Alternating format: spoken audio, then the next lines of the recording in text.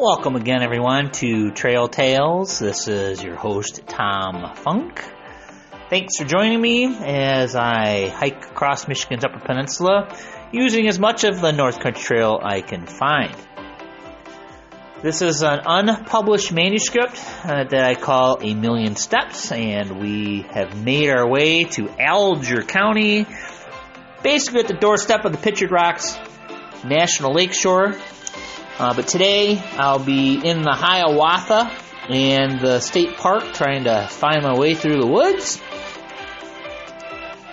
And it's the end of a long road walk. So I'm very happy to hit the trail. So let's do just that. Let's put the boots on and head into the woods. Alger County was named for Richard Alger. He was the Michigan governor in 1885 to 1886. Only 9,000 people live in this county of 917 square miles. And again, it is home to the Pictured Rocks National Lakeshore. Today's date, August 9th, 1998. I'm going to start at the Laughing Whitefish Falls, and I'm going to end at the Train National Forest Campground. Today, 10 miles of official miles, I guess, because we had to do some doubling back. So 13 miles for the day. Official trip total, 250.8 miles. Bugs, well, they were noticeable today. Bug rating of 4 to 6. We put on the bug spray at one point. Weather, high of 88, low of 65, and Marquette did set a record for that day at 87 degrees. All right, the trail condition, hey, trails and some gravel forest roads. The water wears the stones. Job 14, verse 19. The falls greet Sean and I, inviting us to take a walk in the woods. There's a spur trail we must take to the north to a T intersection. To the left, the North Country Trail brings you backwards in time through extensive forests westward. We sought to take a right turn eastward towards the Rock River Canyon Wilderness and eventually Train Lake, where we are camping. We'll walk you up to the intersection. How far is that? I don't want to overexert myself, says Sean, adjusting his fanny pack to his waist. Well, according to the map, it's about a 1.5 mile walk from here to where the trail splits. Should take us 45 minutes, hour tops, I say, thinking to myself, I've heard this before. Like a neighbor inviting you over for cookies and milk, the falls were too tempting to turn down. So we gaze into its mystical beauty. Think about the Native Americans who have walked past this point in years past.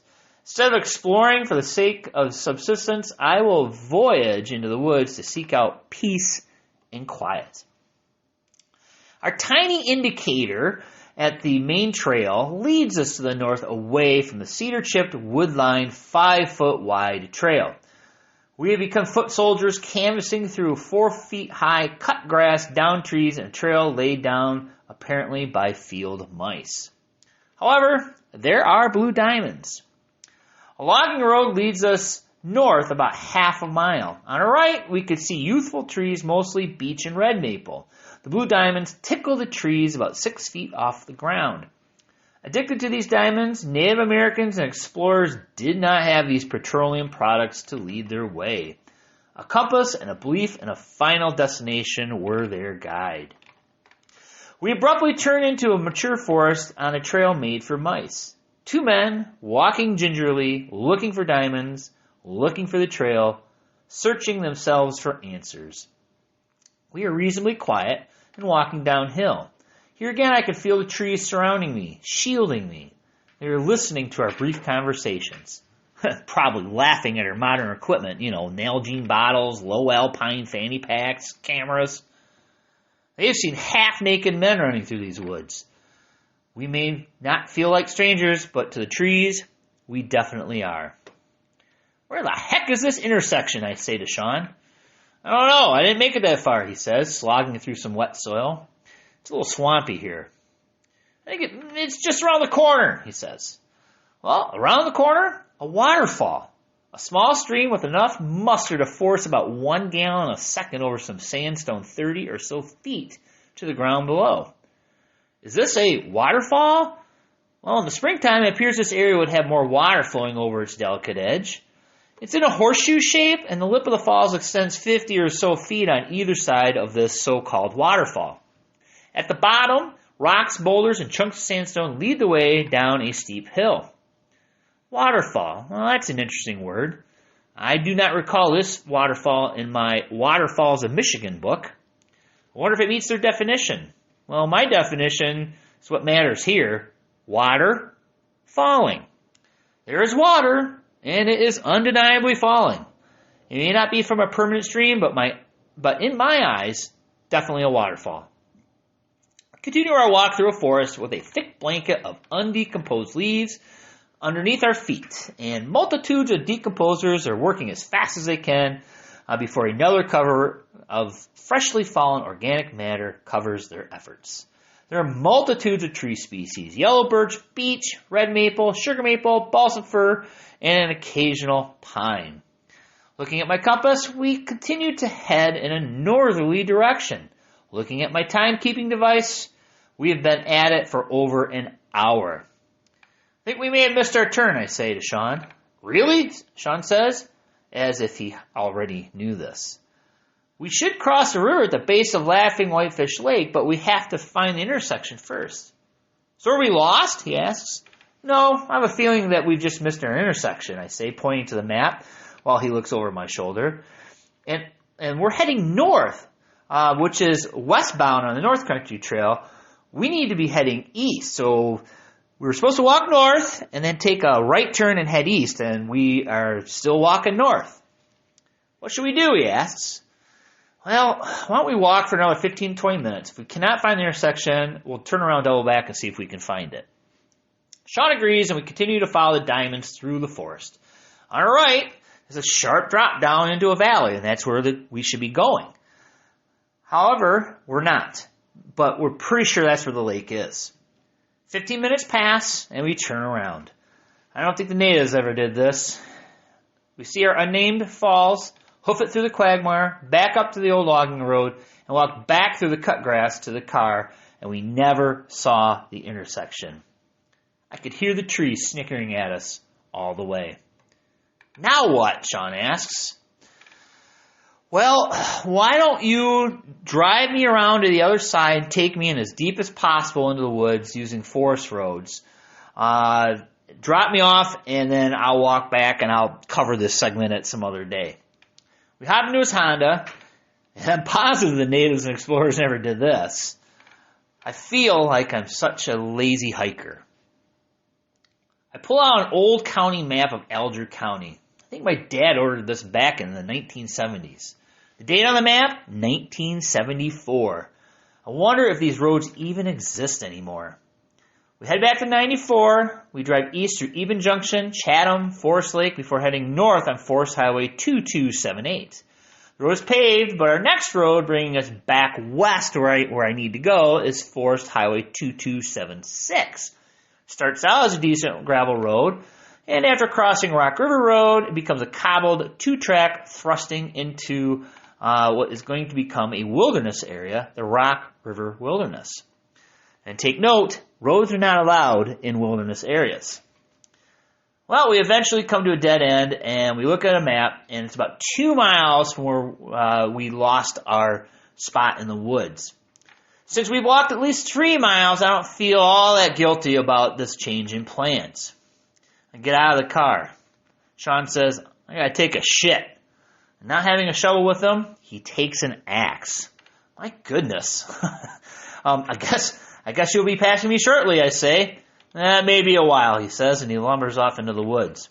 As he goes, he walks past several very large rocks. In between one, I see a Carsonite post with a wilderness area sticker on it. I also see my blue diamonds.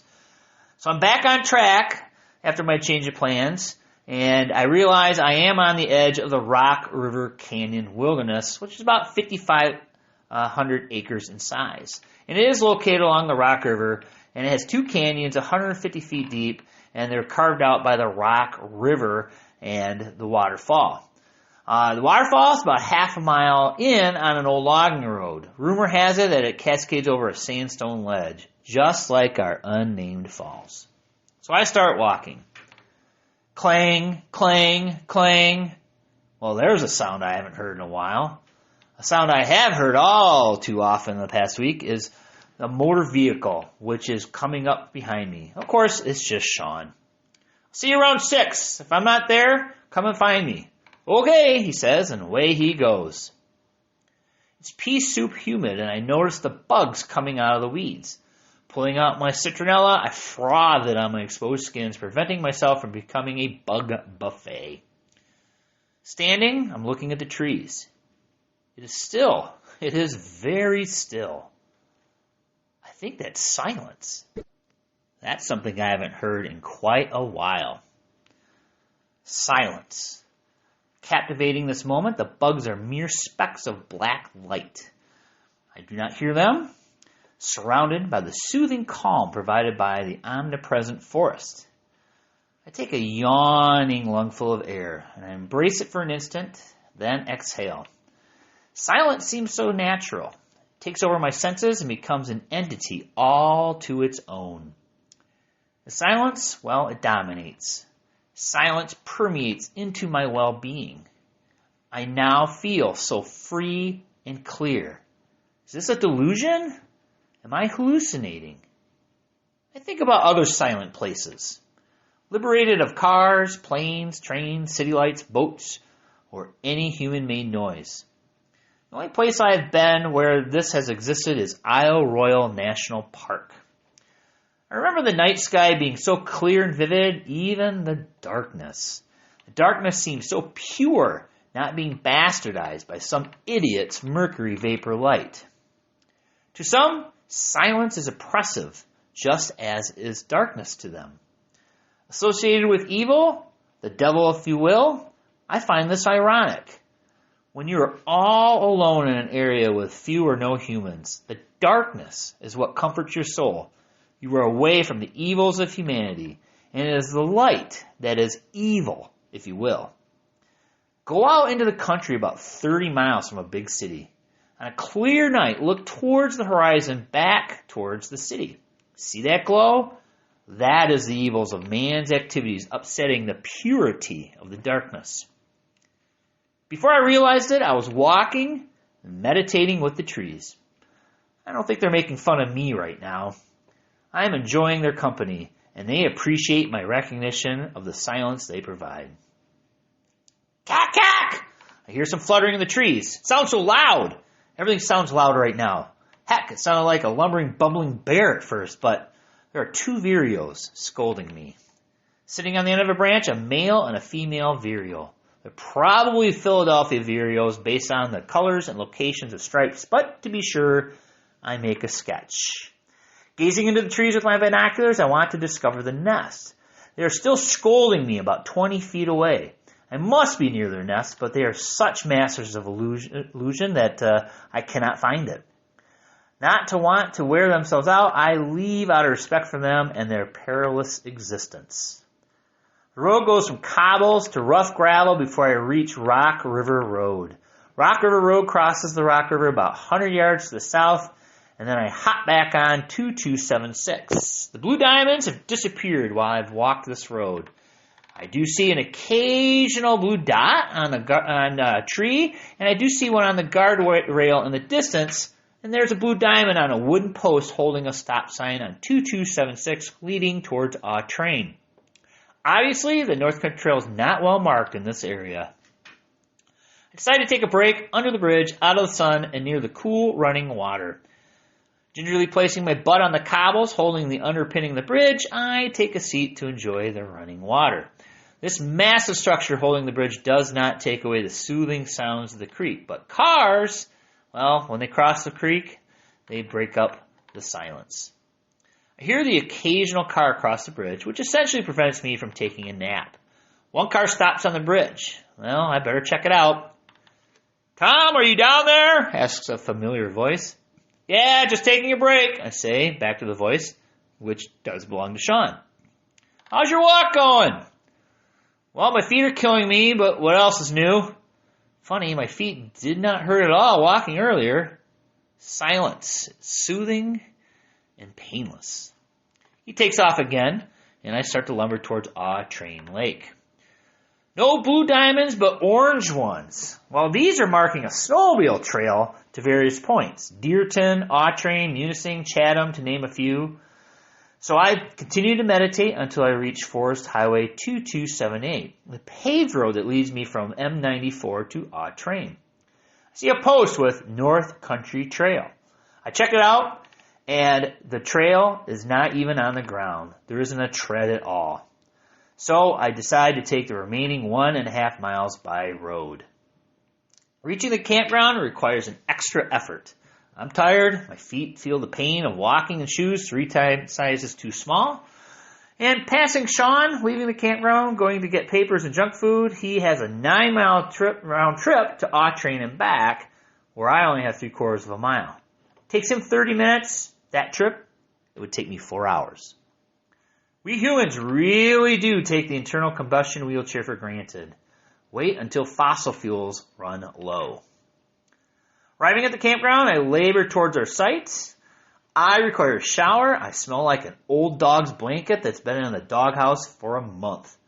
I feel like a flaccid piece of spaghetti. I look like hell.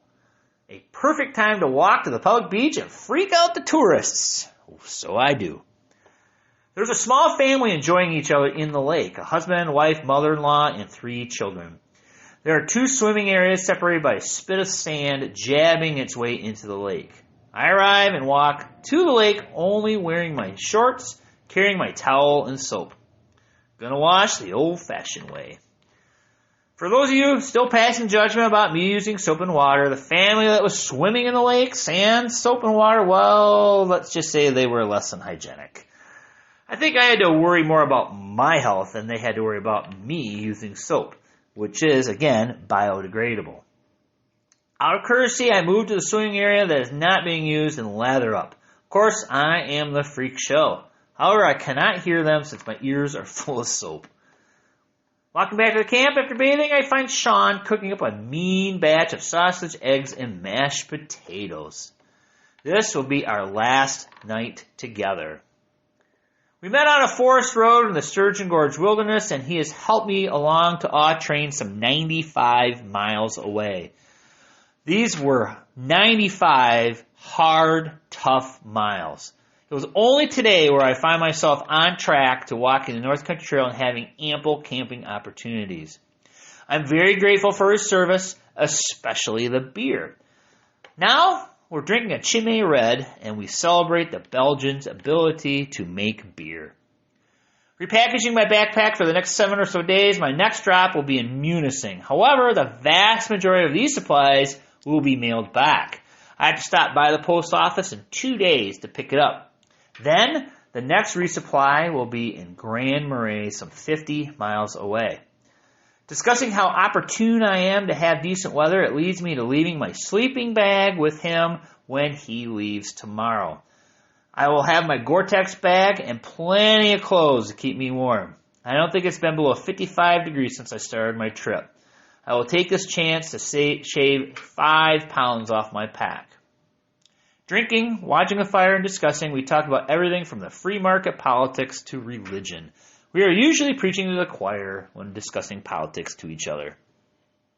To liven up our evening, we even had a boisterous thunderstorm roll in, only to rain heavily for a short period, enough to put out our fire. Tomorrow, I will be on my own.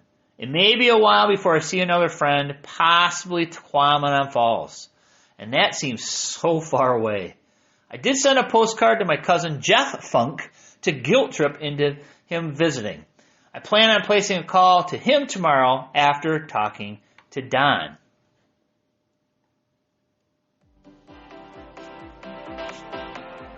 All right. And for the record, the trail intersection we missed, I contacted the North Country Trail Association after my hike, and I got word back that the sign at the intersection had been vandalized and not replaced, and only a keen eye would have seen the diamonds leading me back to the east. And of course, the sign since has been fixed. Keep in mind, this trail was barely used back in the day. It's not like it is today, where there's a great amount of traffic, albeit, some of these, wilder areas maybe not as much, but there's certainly more traffic in it today, and there's definitely more trail maintenance than what I was used to. Back in the day, when I was hiking, typically the public land agencies did most of the maintenance, and the local chapters, depending on their level of activity, would help out. Or today, it's mostly the local chapters that do the trail maintenance. So, much better shape than it was, 20 some odd years ago. All right, well, thank you very much for listening. This is Tom Funk with Trail Tales, and another episode of my Million Steps Across the Upper Peninsula. Let's do this again, and thanks for joining me. See you later.